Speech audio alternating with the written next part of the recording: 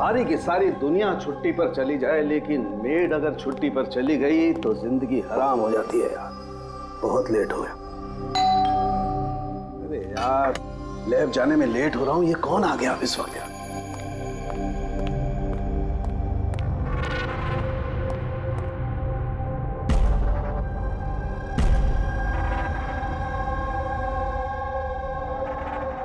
बाहर तो कोई दिखाई नहीं दे रहा। घंटे की आवाज तो सुनाई दी थी।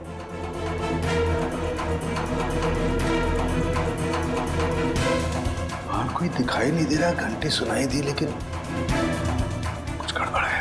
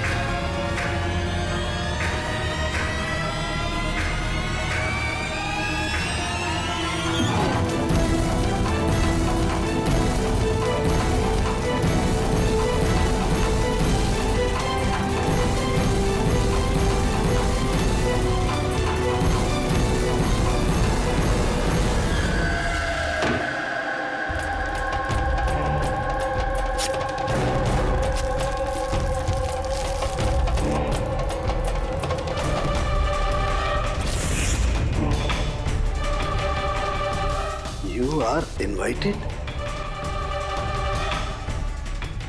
to a murder at 10 Wood Villa, Yali Hills, 400876.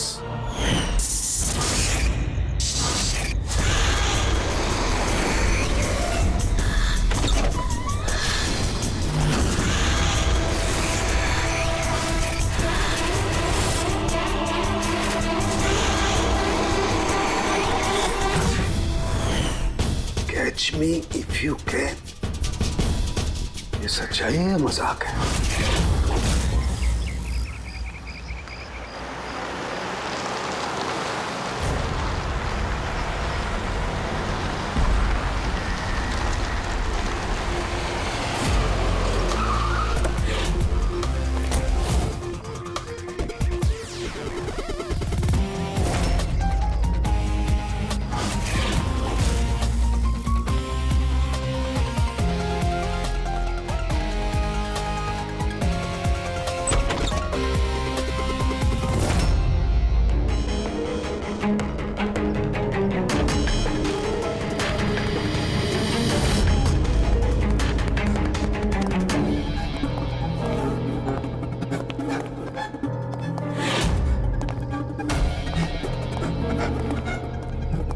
My God.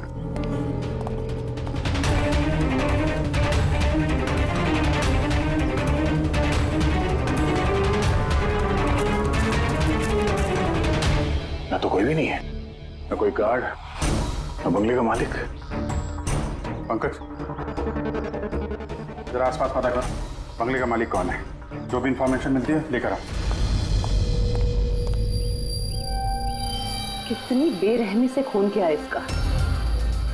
पूरे शरीर पर चाकू से वार किए और फिर भी जी नहीं भरा तो उंगलियां काट दी। इतना खून तो जो फैला हुआ है इसके गांव का नहीं हो सकता है। मतलब सा? मतलब ये पूरी कि जितना खून इस पूरे घर में फैला हुआ है, इतना खून तो एक इंसान की बॉडी में होता ही नहीं।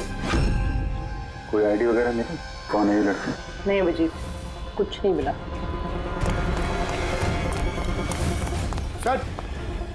सर, इस बंगले की मालकिन राइना है और वो आधे घंटे में आ रही है। ओके, ठीक है। तब तक एक काम करते हैं, यहाँ पे जितनी भी चीजें हैं, ये ब्लड, कोई सबूत, सब इकट्ठा करते हैं। कुछ भी छूटनी नहीं चाहिए। पता तो चले क्या हुआ यहाँ पे।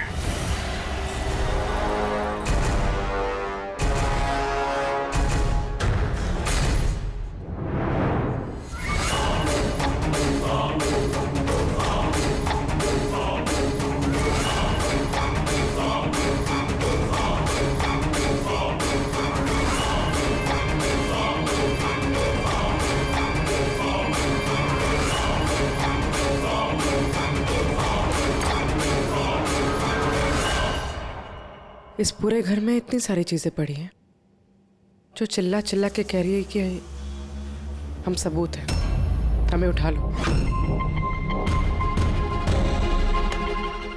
कहीं ये सब प्लांटेड तो नहीं? मतलब खूनी हमारे साथ गेम खेल रहा है।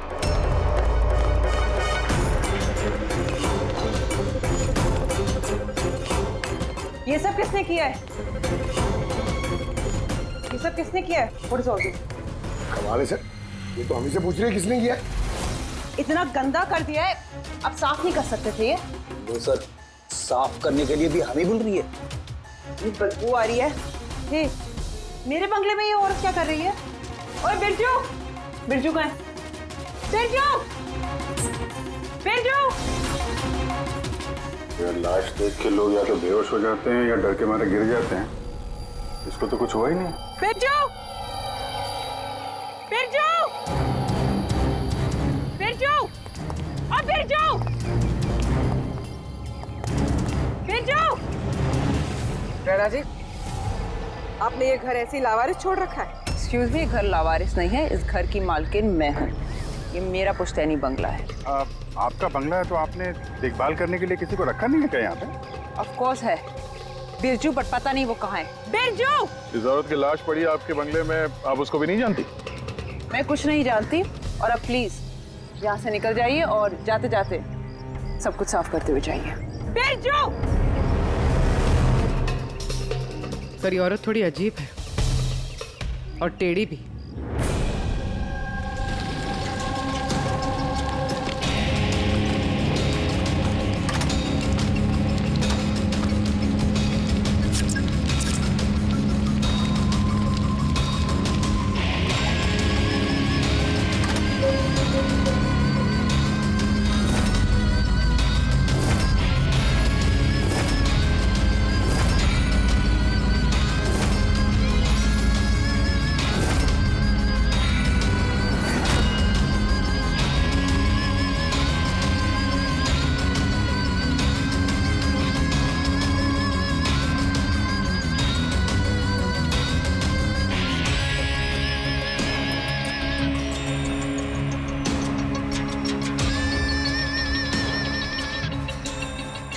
एक केस और 18 सबूत, और खूनी ने सबूत ऐसे सजा के छोड़े थे कि बस पूछो मत। सर लेकिन प्रॉब्लम ये है कि इनमें से कोई भी सबूत हमारे किसी काम का नहीं है। ये सारे सबूत हमारे किसी भी काम के नहीं है, इसका क्या मतलब है तारिका? मतलब ये कि ये सारे सबूत पुराने हैं। What? ये सारे सबूत पुराने तो क्या लड़की का खून भी पुराना है? कितने पुराने बताओ? सर 4 से 10 साल पुराने। ये सारे सबूत 4 से 10 साल पुराने, तो क्या इसका मतलब है इस लड़की का खून 10 साल पहले हुआ है? और क्या मिला सबूतों में से बताओ? इन सारे सबूतों में 20 अलग अलग लोगों के डीएनए मिले हैं। वाह, मतलब 20 अलग अलग लोगों ने इन सारे सबूतों को छुआ है ना? हाँ सर। तो फिर फिंगरप्रिंट्स तो मिले ही होंगे? नहीं। नहीं सर। लेकिन सर एक बहुत इंपॉर्टेंट बात पता चली है। क्राइम सीन पे जो इतना सारा खून मिला था, वो खून किसी इंसान का नहीं बल्कि किसी जानवर का था। क्या? डॉक्टर तारिका, इस लड़की के शरीर पे जो खून लगा हुआ था वो भी जानवर का? नहीं, इस लड़की के शरीर पे और इसके कपड़ों पे जो खून मिला था वो इसी का है, असली खून। लेकिन इसके अलावा वहां पे जो भी चीजें थी वो सारी प्लांट की गई थी। लगभग 20 लोगों के डीएनए और इतने सारे सबूत क्राइम सीन पे आए कहां से सर? वही तो, इतने सारे सबूत, लेकिन हमारे हाथ में कुछ भी नहीं। वाह, आप चुपचाप बैठे रहो, कुछ मत बोलना, हम लोग यहाँ गप्पे लड़ा रहे हैं ना। बॉस, मैं जानता हूं ये सारे के सारे सबूत कहां से आए। पिछले कई सालों में सीआईडी ने जो केसेस सॉल्व किए हैं उसमें से कुछ इंपॉर्टेंट केसेस के इंपॉर्टेंट एविडेंस है ये सारे के सारे। क्या?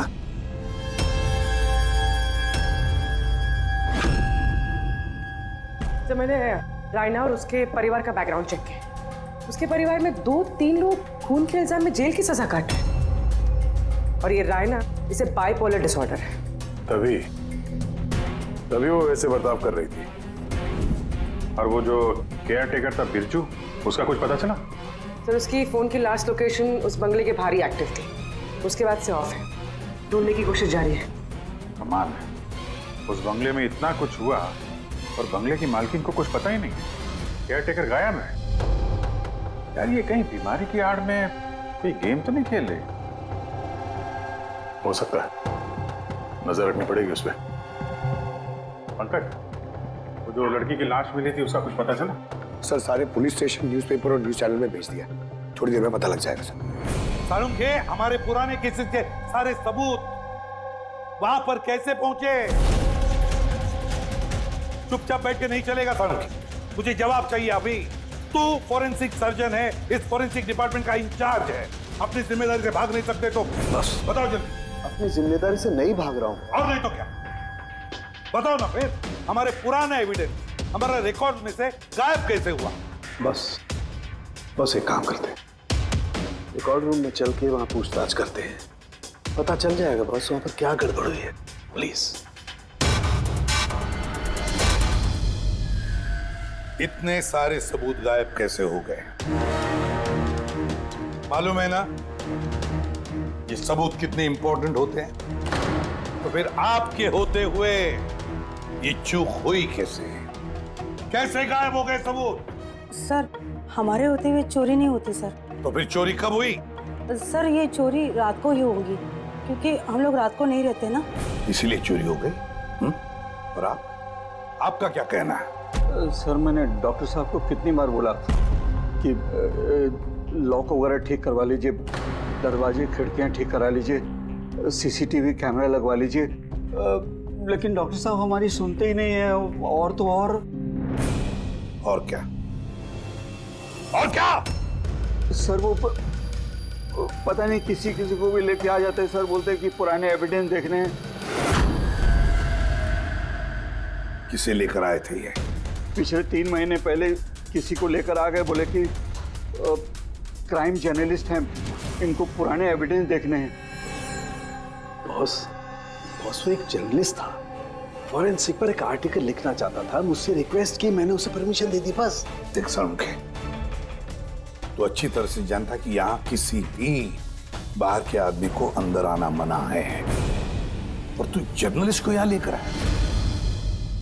सर, पिछले महीने भी सर कॉलेज के स्टूडेंट को लेकर आए थे, उन्हें भी पुराने एविडेंस दिखा रहे थे, तो हो सकता है कि उनमें से किसी ने चोरी की हो। नहीं बॉस, ऐसा नहीं हो सकता। वो तो फॉरेंसिक के स्टूडेंट थे, बेचारे मुझसे परमिशन मांग रहे थे। सर, हम स्टडी करना चाहते हैं, कुछ प्रैक्टिकल देखना चाहते हैं, कुछ सीखना चाहते हैं। सर प्लीज परमिशन दे दीजिए। मैंने उन्हें परमिशन दे दी बस। बॉस, मैं एक रेस्पॉन्सिबल इंसान हूँ बॉस। आफ्टर ऑल ये मेरा अधिकार भी तो है यार। देख सारुण के, सीआईडी को लुटवाने का तुझे कोई अधिकार नहीं है, समझे? और तो और यहाँ कोई कॉलेज खोल के नहीं रखा है फॉरेंसिक सिखाने के लिए। तुम स्टूडेंट्स को यहाँ ला कैसे सकते हो? किसके परमिशन से लाया तुमने?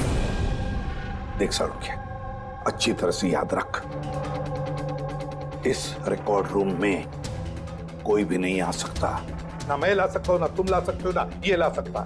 फिर वो चाहे अपने परिवार वाला हो, कोई दोस्त हो। अरे यार, हाँ अभिजीत।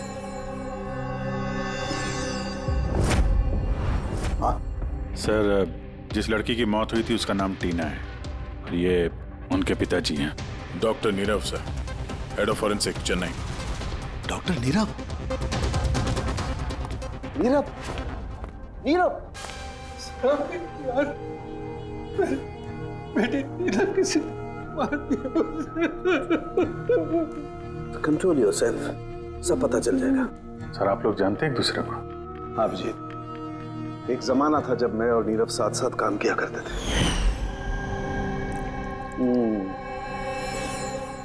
नीरव, एक मिनट बॉस। क्या? ये देख दोस्त, तेरा शक एकदम सही था दोस्त, इसमें टॉक्सिन है। डॉक्टर नीरव, जरा बताइए, आखिरी बार आपने अपनी बेटी टीना से कब बात की थी? कब देखा था उसे? एक्चुअली वो कॉलेज के हॉस्टल में रहती थी, 2 दिन पहले से बस गायब हो गई थी। नीरव हौसला रखो नीरव, जिसने भी किया है ना वो पकड़ा जाएगा। मैं पता लगाऊंगा नीरव, मैं पता लगाऊंगा किसने किया ये। नहीं साळुंखे, तुम नहीं पता लगाओगे। मैं नहीं पता लगाऊंगा मतलब तुम इस केस पर काम नहीं करोगे।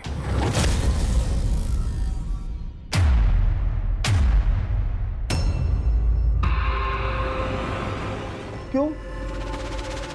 क्योंकि तुम्हारी लापरवाही की वजह से फोरेंसिक रिकॉर्ड रूम में से सबूत गायब हो गए। You are suspended Salunkhe till further notice.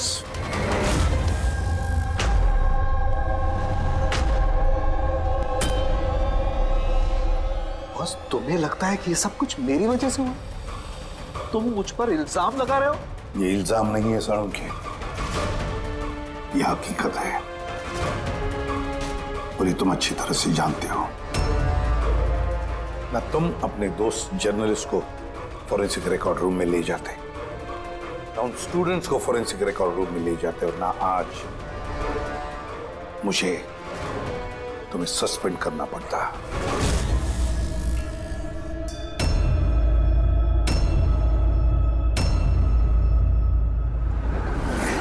यार, नीरव को मेरी जरूरत है, इस केस को मेरी जरूरत है यार, प्लीज। नहीं साळुंखे। सर आपने मुझे बुलाया? डॉक्टर तारिका, अब से तुम डॉक्टर नीरव की बेटी टीना की केस हैंडल करोगे। मैं? हाँ। लेकिन सर। अभिजीत, साळुंखे का दोस्त जर्नलिस्ट और उसके वो स्टूडेंट्स जो फोरेंसिक रिकॉर्ड रूम में आए थे, सबकी अच्छी तरह से इंक्वायरी करो, अच्छी तरह से।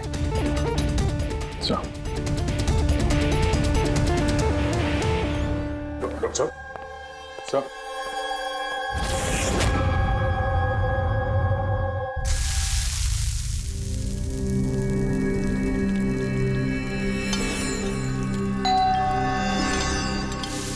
आ गए वो प्रद्युमन के दाएं बाएं, दया और अभिजीत मेरे घाव पर मरहम लगाने के लिए। मुझे मालूम है खोलते ही कहेंगे सर कुछ नहीं होगा, हमें आप पर पूरा विश्वास है, सब कुछ ठीक हो जाएगा। क्या काम ठीक हो जाएगा?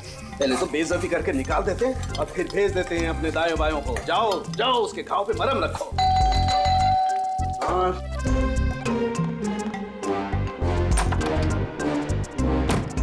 हाय। मॉर्निंग।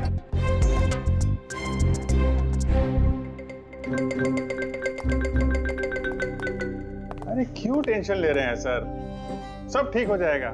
हमें आप पर पूरा विश्वास है सर, हमें पूरा यकीन है आप कोई गलत काम कर ही नहीं सकते हैं, मगर क्या करें, प्रोटोकॉल तो फॉलो करना ही पड़ेगा। देखो, मुझे तुम लोगों की सहानुभूति की कतई जरूरत नहीं है, और हाँ, तुम्हारे एसीपी साहब की सहानुभूति की भी बिल्कुल जरूरत नहीं है। बच्चा नहीं हूं, रो नहीं रहा। मुझे मालूम है प्रद्युमन अपने उसूलों का बहुत पक्का है, होना भी चाहिए। गुड। सर मैं बहुत शर्मिंदा हूँ, आई एम वेरी सॉरी। आपके सामने एसीपी सर ने मुझे नहीं तारिका, शर्मिंदा होने की कोई जरूरत नहीं। तुम अपने काम पे ध्यान दो, हर चीज को बारीकी से देखना, कोई ना कोई सुराग जरूर मिलेगा। हम जिस चीज को भी छूते हैं अपने निशान छोड़ जाते हैं। Remember, every contact leaves a trace behind. बस इसी फॉर्मूले को फॉलो करना। और हाँ, जब तक ये केस सॉल्व नहीं हो जाए प्लीज यहां पर मत आना। मैं जानता हूं मैं बेगुनाह हूं और अपनी बेगुनाही साबित करके रहूंगा। तब तक के लिए प्लीज लीव मी अलोन। आप लोग अपने केस पे ध्यान दीजिए।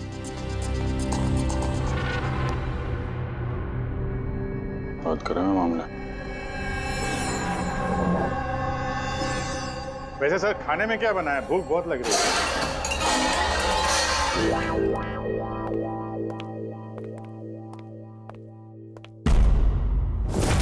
सर, ये जर्नलिस्ट सुना बहुत टेढ़ा और बदतमीज आदमी। 3 महीने पहले डॉक्टर नीरव के साथ किसी बात पे झगड़ा भी हुआ था सर। देखते हैं कितना टेढ़ा है। सर, आपको अंदर बुलाया। Thank you.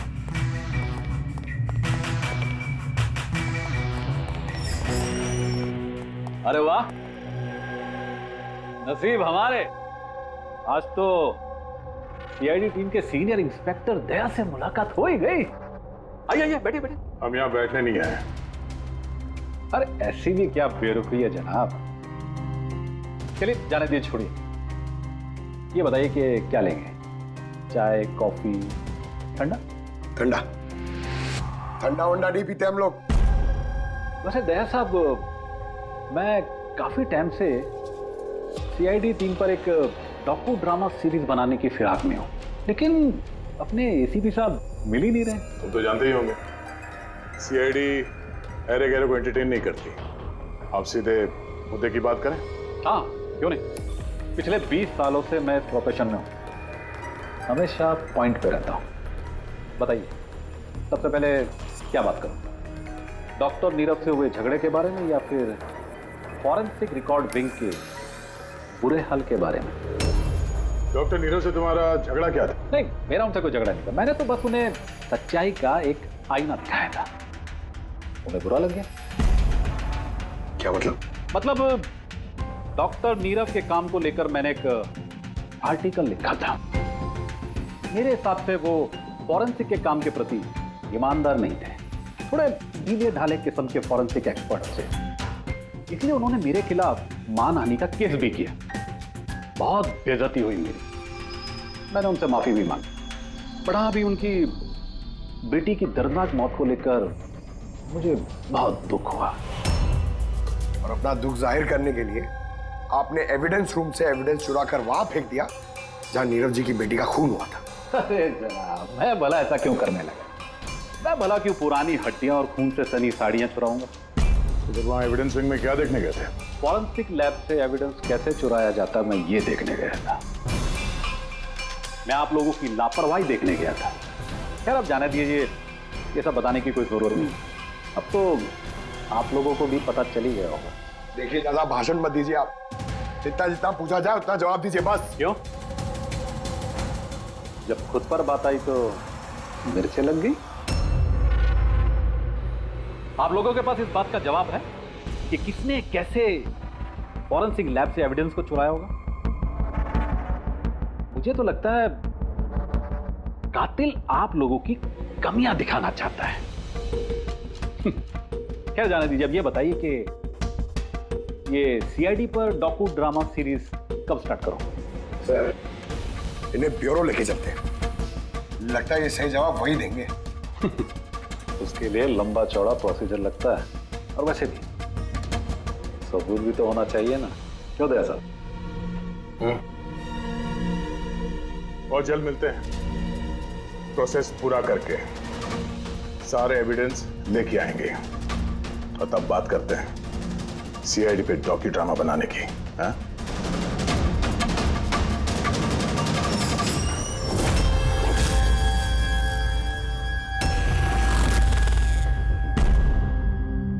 Doctor Narayani? Yes जी कहिए। हम लोग सीआईडी से एक केस के सिलसिले में आपसे बात करनी है। जी बताइए। जो स्टूडेंट पिछले महीने फॉरेंसिक रिकॉर्ड रूम देखने गए थे, वो सारे के सारे चोरी और खून के इल्जाम में सस्पेक्टेड हैं। व्हाट? ऑफिसर, आपकी जरूर कोई गलतफहमी हो रही है। हमारे स्टूडेंट ऐसा कभी नहीं कर सकते हैं। हम भी यही उम्मीद करते हैं कि उन्होंने नहीं किया होगा, मगर खून तो हुआ है और इल्जाम उन्हीं पे है। देखो, हमारे बच्चे सिर्फ एजुकेशनल टूर के लिए वहां पर गए थे और आप लोग उन पे शक कर रहे हैं। हमारा काम है केस को सुलझाना और अपराधी को उसके अंजाम तक पहुंचाना। आप उन 10 स्टूडेंट्स को प्लीज बुलाइए। हमें बस उनसे पूछताछ करनी है और उनकी उंगलियों पर निशान लेने। देखिए, आप लोग समझिए, वो लोग स्टूडेंट है। देखिए, हम 3rd डिग्री देके उनको पूछताछ नहीं कर रहे हैं, हम सिर्फ नॉर्मल पूछताछ कर रहे हैं। और हाँ, उनको कुछ बताइएगा नहीं कि हम किस सिलसिले में उनसे बात करना चाहते हैं। ओके। फॉरेंसिक रिकॉर्डिंग देख के आप लोगों को कैसा लगा? सर मेरा तो दम घुट रहा था वहाँ। कोई जगह है वो भी, पुराने दांत, हड्डियाँ, खून के कपड़े। मुझे तो वो जगह बिल्कुल पसंद नहीं आई। बहुत अजीब सी फीलिंग आ रही थी। तुमको ये खांसी हमेशा रहती? नहीं मैम, कभी कभी होती है। सर मुझे वो जगह बिल्कुल यूजलेस लगी, ना कोई देखभाल, ना सबूत अच्छे से रखे थे। और सर मुझे तो उन कोल्ड केस फाइल्स के एविडेंस को घर ले जाने का मन था, ताकि मैं उन पे स्टडी कर सकूं। मुझे रोमांच महसूस हो रहा था। हत्यारों और पीड़ितों के दिमाग की कल्पना करने की कोशिश की। बुरा इरादा, दुख, दर्द।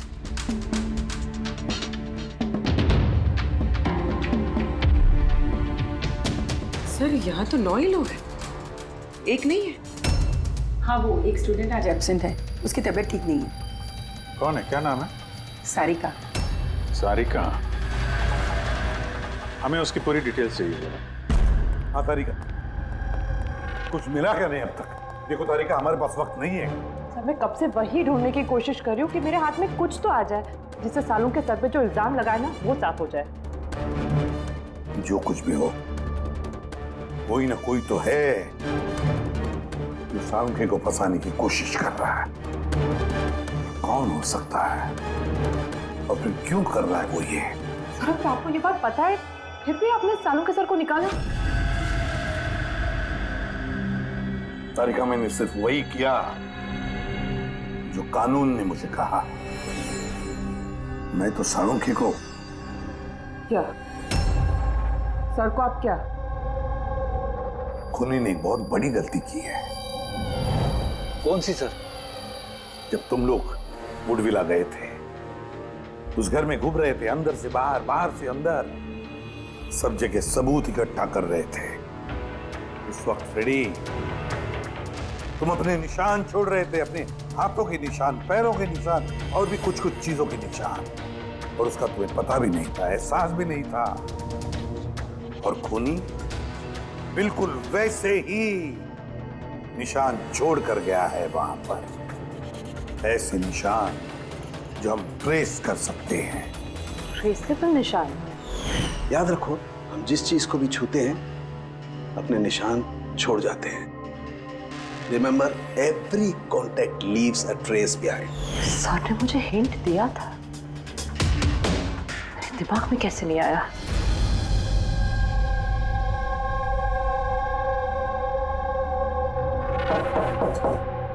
जी कहिए। सारिका कहाँ है? आप लोग? CID। आप कौन है? सब, मेरा नाम रूपाली है। और सारिका? सब, वो तो यहाँ नहीं है, कल ही चली गई। कहाँ चली गई? मैम वो अपने घर चली गई। कल वो आई और जल्दी जल्दी उसने अपने सारे बैग्स पैक किए, और बहुत जल्दी में थी इसलिए उसने अपना फोन भी यहीं छोड़ दिया। कोई वजह बताई उसने, इतनी जल्दी में घर चली गई? जी सर, वो बता रही थी कि उसके घर का कोई सदस्य बीमार है। क्या?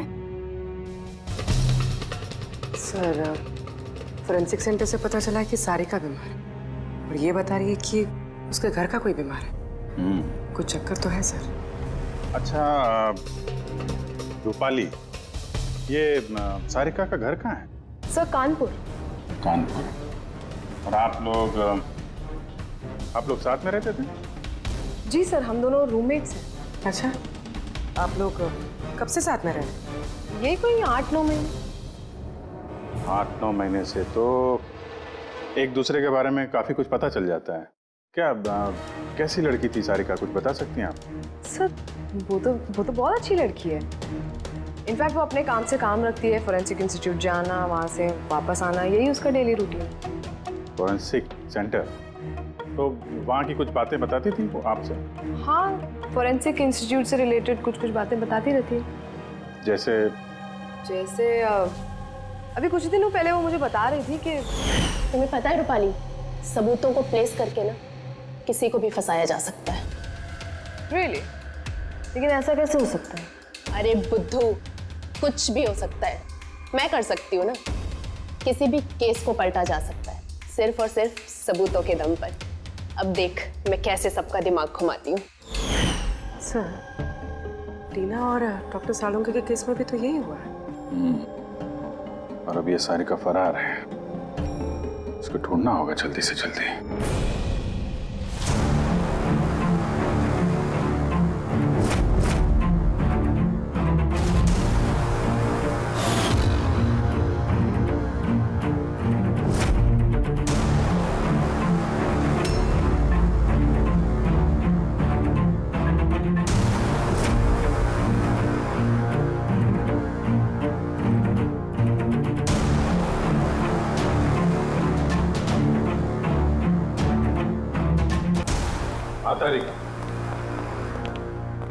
सकोनी जो भी है, अभी उसने इतने सारे सबूत चुराए और क्राइम सीन पे प्लांट किए। ये करते वक्त उसने जरूर इन चीजों को छुआ है। लेकिन डॉक्टर तारिका, तुमने तो कहा था कि फिंगरप्रिंट्स के कोई निशान नहीं मिले, तो फिर इन चीजों को छुआ कैसे? उंगलियों के तो कोई निशान नहीं है, लेकिन मैं ये कहने की कोशिश कर रही हूँ कि इतने सारी चीजें उसने चुराई और क्राइम सीन पर प्लांट की। अब इतनी मेहनत करने के बाद उसे जरूर थोड़ा तो पसीना आया होगा। मतलब sweat analysis? Exactly, sweat analysis किया मैंने, स्वेट एनालिसिस। और इस प्रोसीजर से मुझे एक डीएनए भी मिला। ये देखिए, इस डीएनए से मुझे ये पता चला कि इस इंसान को एक खास किस्म की बीमारी है, सिस्टिक फाइब्रोसिस। ये किस तरह की बीमारी है? ये एक जेनेटिक बीमारी है पूर्वी। इस बीमारी से इंसान के बॉडी ऑर्गन्स जैसे किडनी, लंग्स, पैंक्रियाज, इंटेस्टाइन, ये सब डैमेज होने लगते हैं। तो डॉक्टर तारिका, इस बीमारी की तो पहचान भी होगी ना? कोई सिम्टम्स तो होंगे? सिम्टम्स है। अगर ये बीमारी ज़्यादा टाइम तक रहे तो वो इंसान की उसकी ग्रोथ पुअर हो जाती है, फैटी स्टूल्स होने लगते हैं, सांस लेने में तकलीफ होती है, बहुत खांसी आती है, इनफैक्ट साइनस इन्फेक्शंस होने लगता है। सांस लेने में तकलीफ और खांसी? तो ऐसे मरीजों को तो हॉस्पिटल के काफी चक्कर लगाने पड़ते होंगे। कांस्टेंट मॉनिटरिंग की जरूरत पड़ती है। बस सुविधा भेजिए। शहर में जितने भी हॉस्पिटल्स हैं सब में जाकर के पता लगाओ सिस्टिक फाइब्रोसिस के मरीज कितने हैं और क्या उनमें से कोई एक ऐसा पेशेंट है जिसका हमारे इस केस से संबंध है।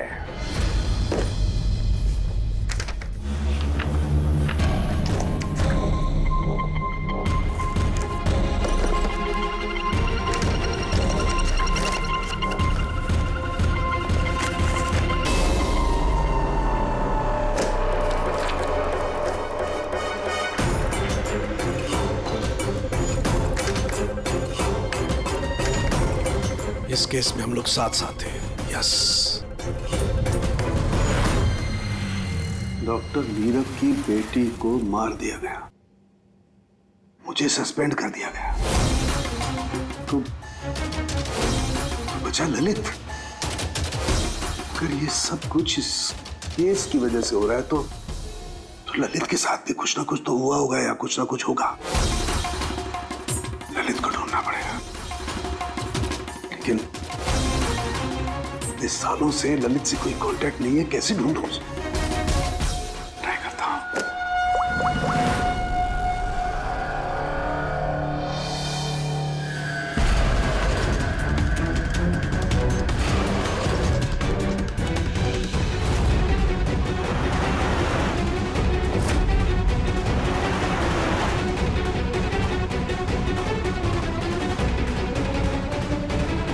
Are you sure?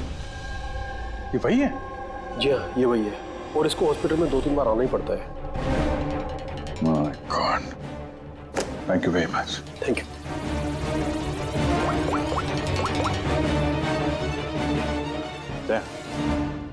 कातिल का पता चल गया है। क्या? डॉक्टर ललित मर गए 5 साल पहले?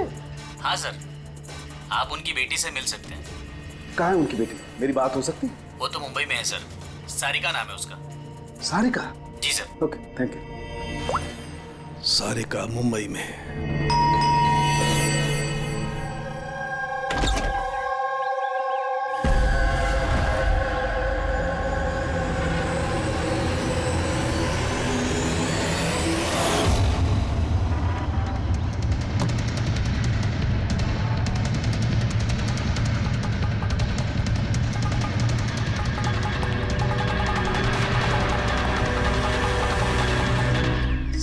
के बहुत करीब हो तुम, एक आखिरी जगह जहां खून होगा।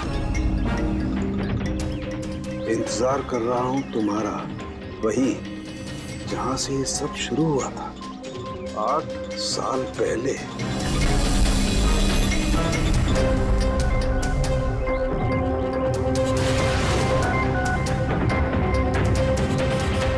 साल पहले।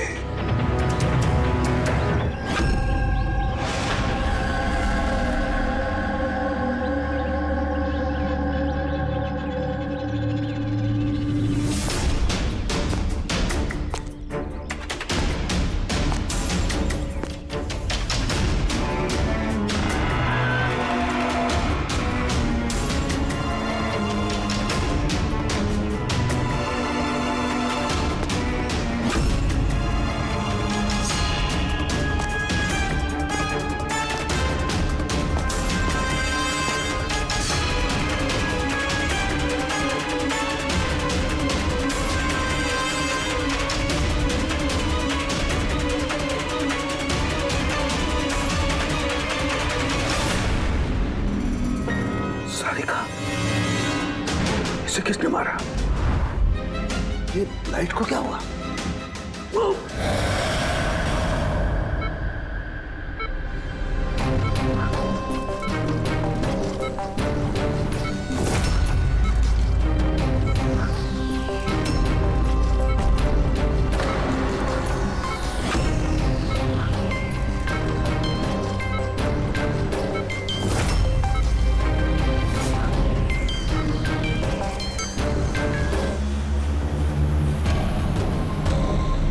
तो सारुण सर का फोन तो लगातार बज रहा है, लेकिन वो उठा नहीं रहा। कहीं किसी मुसीबत में तो नहीं? सारुण के साहब के फोन की लोकेशन ट्रैक करो, देखो कहाँ पे है और उस खूनी का भी।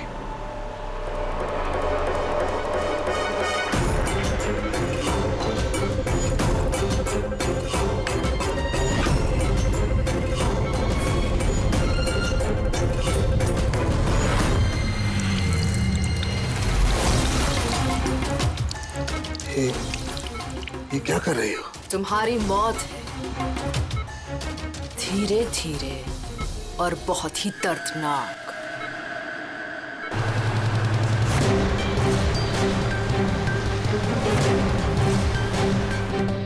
तुम्हारे खून की एक एक बूंद का कतरा जब तुम्हारे शरीर से धीरे धीरे करके निकलेगा ना, तब बहुत मजा आएगा तुम्हें, है ना? लेकिन तुम ऐसा क्यों कर रही हो? अपने बाप की मौत का बदला ले रही हूँ। अरे हत्यारे हो तुम तीनों। तुम्हारा बाप रघु? हाँ, रघु, जिसे तुमने, डॉक्टर ललित ने और डॉक्टर नीरव ने मिलकर मार डाला। और तुम्हारी वजह से आज मेरा बाप मेरे साथ नहीं है। मार डाला? हमने? कैसे? सबूत इकट्ठा करके मार डाला। तुम लोगों ने सबूत इकट्ठा किया, मेरे बाप को फांसी की सजा दिलवा दी। देखो देखो, सबूत इकट्ठा करना, सजा दिलवाना, ये फोरेंसिक का काम है। काम है? बेशक बेशक ये तुम लोगों का काम है, लेकिन तुमने मेरे बारे में तो नहीं सोचा ना, उस बेटी के बारे में जिससे उसका बाप छिन गया।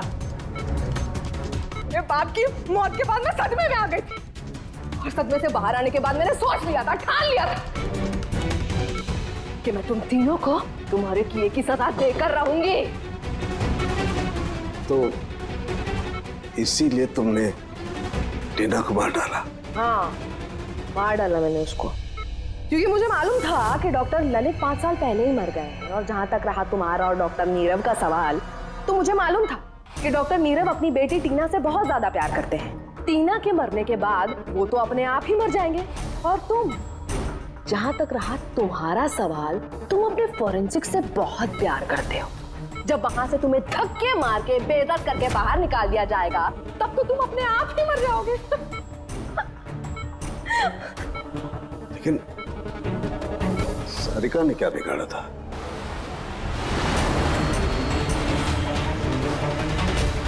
सारिका, उसे तो मरना ही था। वो ललित की बेटी जो थी, और वो फॉरेंसिक में काम करती थी तो मेरे काम आती ना वो, उसी की मदद से तो मैंने फॉरेंसिक विग से सारे सबूत इकट्ठा किए थे। तुम्हारा फॉरेंसिक तुम्हारे खिलाफ। ये देखो डॉक्टर सालुंके, हो गया मेरा बदला पूरा। और जब तक सीआईडी यहाँ पर आएगी ना, तब तक तुम ऊपर। Good by doctor Salunke.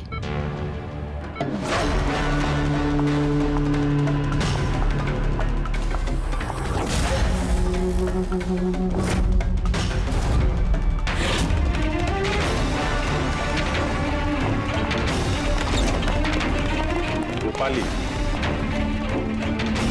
खेल खत्म तुम्हारा। मेरा खेल खत्म और सालुंके का भी। बचा सकते हो ना तुम लोग, तो बचा लो। खून का कर्ज हो गया अब तो बॉस तुम्हारा मुझ पर।